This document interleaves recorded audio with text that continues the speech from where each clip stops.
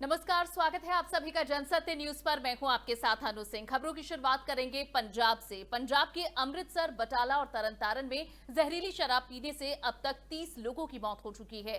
Police ने जहरीली शराब बनाने वाले कुछ लोगों को गिरफ्तार किया है। इसके साथ ही थाना तरसिक के एसएचओ को सस्पेंड कर दिया गया है। इस मामले में एसआईटी भी बनाई गई है जो कि सारे मामले की जांच करेगी। मामले की जानकारी देते हुए डीजीपी दिनकर गुप्ता ने कहा है कि पहली 5 मौतें जून 29 को रात के समय अमृतसर ग्रामीण के थाना तरसिक के मछुल और तंगरा में हुई थी, जहां 30 जुलाई की शाम को मुच्छल में संदिग्ध परिस्थितियों में 2 और लोगों की मौत हो गई, जबकि एक व्यक्ति को गंभीर हालत में अस्पताल में भर्ती कराया गया। इसके बाद 2 और मौतें गांव मुच्छल में हुई, जबकि 2 लोगों की मौत बटाला शहर में हुई है। आज फिर से बटाला में 5 लोगों की जान गई, यानी अब तक बटाला में ही जहरीली शराब पीने से 7 लोगों की जान जा चुकी है। इसके अलावा तरनतारन में 4 लोगों की मौत हुई।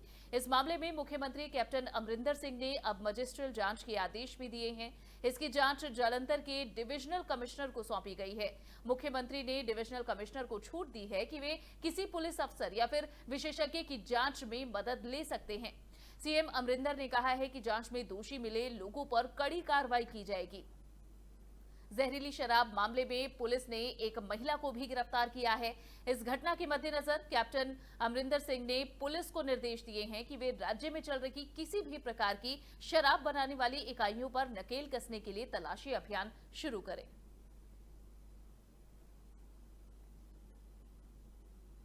उधर कोरोना से जंग लड़ रहे डॉक्टर्स और मेडिकल स्टाफ की सुरक्षा, सुविधा और वेतन के मामले में सुप्रीम कोर्ट ने 4 राज्य सरकारों को फटकार लगाई है। शुक्रवार को सुप्रीम कोर्ट ने दिल्ली, महाराष्ट्र, पंजाब और कर्नाटक के डॉक्टर और मेडिकल स्टाफ को समय पर वेतन न देने पर कड़ा रुख अपनाया। सुप्रीम कोर्ट ने डॉक्टरों की क्वारंटीन अवधि को छुट्टी के तौर पर माने जाने के मामले में भी सवाल उठाए हैं। सुप्रीम कोर्ट ने केंद्र सरकार से पूछा है कि इस पर केंद्र स्पष्ट जानकारी दे। कोर्ट ने कहा कि डॉक्टरों की इस तरह छुट्टी घोषित कर सैलरी नहीं काटी जा सकती।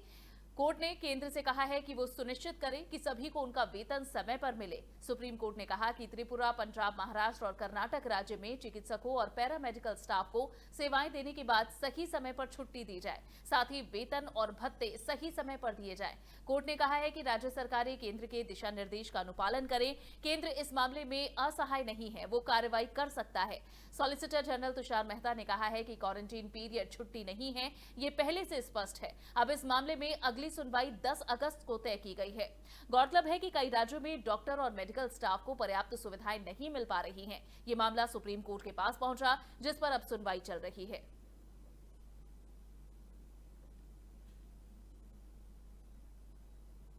बात करेंगे राजस्थान की। राजस्थान में राजनीतिक घमासान का दौर थमता दिख नहीं रहा है। एक दिन पहले ही जहां राजस्थान के मुख्यमंत्री अशोक गहलोत ने एक बयान में कहा था कि प्रदेश में विधायकों की खरीद फरोख्त के रेट बढ़ गए हैं, जब से राज्यपाल कलराज मिश्र ने विधानसभा सत्र को हरी झंडी दी है, तब से हॉर्स ट्रेडिंग में विधायकों के भाव बढ़ गए हैं। इस बीच गहलोत खेमे के सभी विधायकों को अब जयपुर से जैसलमेर शिफ्ट किया जा रहा है, जहां राजस्थान के मुख्यमंत्री अशोक गहलोत ने कहा है कि बीजेपी ने तेलुगु देशम पार्टी के 4 सांसदों को राज्यसभा के अंदर रातों रात मर्जर करवा दिया। वो मर्जर तो सही है, और राजस्थान में 6 विधायक मर्ज किए हैं, तो कांग्रेस को ये मर्जर गलत लग रहा है। तो फिर बीजेपी का चाल चरित्र चेहरा आखिर कहां गया?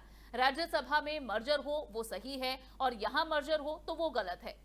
बहरहाल जैसलमेर जाने के लिए कांग्रेस के विधायक जयपुर एयरपोर्ट पर पहुंचे। पहले राउंड में करीब 53 विधायक चार्टर प्लेन से जैसलमेर जाएंगे, और उसके बाद बाकी विधायकों को दूसरे राउंड में जैसलमेर पहुंचाया जाएगा।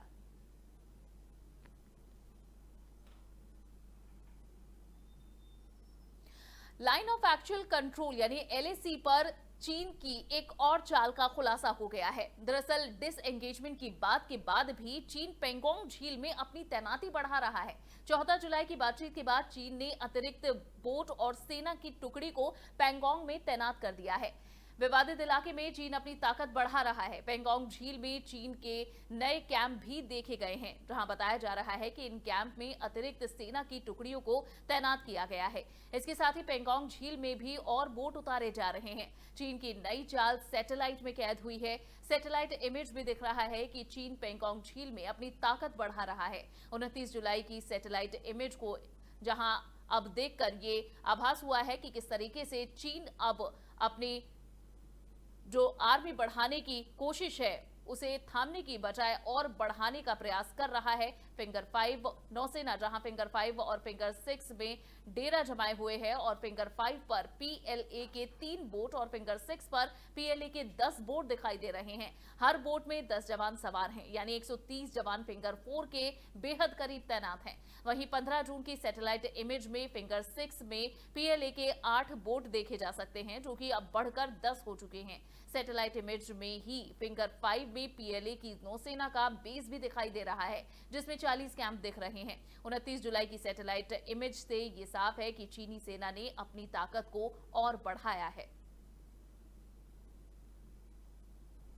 उधर देश में कोरोना मरीजों का आंकड़ा 16 लाख के पार पहुंच चुका है और अब हर दिन औसतन 50,000 नए मामले सामने आ रहे हैं। कोरोना के बढ़ते संक्रमण के बीच सबके मन में एक ही सवाल है कि कोरोना वैक्सीन कब आएगी। केंद्रीय स्वास्थ्य मंत्री डॉक्टर हर्षवर्धन ने कहा है कि दूसरे देशों के तरह भारत भी वैक्सीन की रेस में है और ग्रुप ऑफ मिनिस्टर्स की बैठक के बाद केंद्रीय स्वास्थ्य मंत्री डॉक्टर हर्षवर्धन ने कहा है कि आज हमारे पास 7 वैक्सीन उम्मीदवार है। इसमें से 2 पूरी तरह से स्वदेशी और अग्रिम चरण में है, कुछ ह्यूमन ट्रायल के चरण में हैं और हम नियत समय से सकारात्मक परिणामों की उम्मीद कर रहे हैं। केंद्रीय स्वास्थ्य मंत्री डॉक्टर हर्षवर्धन ने आगे कहा कि ये महत्वपूर्ण है कि 30 जनवरी को देश में पहला कोरोना मामला सामने आया और कोरोना के खिलाफ हमारी लड़ाई को 6 महीने पूरे हो चुके हैं। हमने जनवरी में एक प्रयोगशाला के साथ हमारी प्रयोगशाला यात्रा की शुरुआत की और आज हमारे पास 1331 प्रयोगशालाएं हैं। कोरोना टेस्ट के बारे में बताते हुए हर्षवर्धन ने कहा कि हमने कल यानी कि बृहस्पतिवार को 6,42,888 परीक्षण किए और आज हम इस स्थिति में हैं जहां एक दिन में हर रोज हम 5 लाख कोरोना टेस्ट कर सकते हैं। आज हम कई चिकित्सा उपकरणों का निर्यात करने की स्थिति में हैं।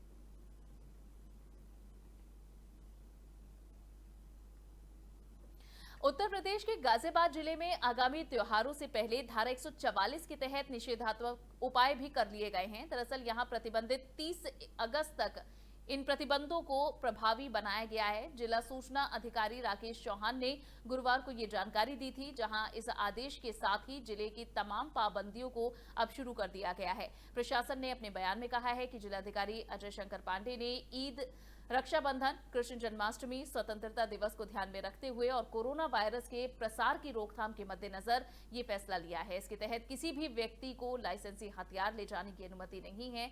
अधिकारियों ने बताया है कि धारा 144 के अंतर्गत एक साथ 4 से ज्यादा लोग एक जगह पर नहीं ठहर सकते हैं। हालांकि स्थितियां साफ करते हुए उन्होंने ये भी कहा कि निषिद्ध क्षेत्र के बाहर राखी और मिठाई की दुकानें खुली रहेंगी।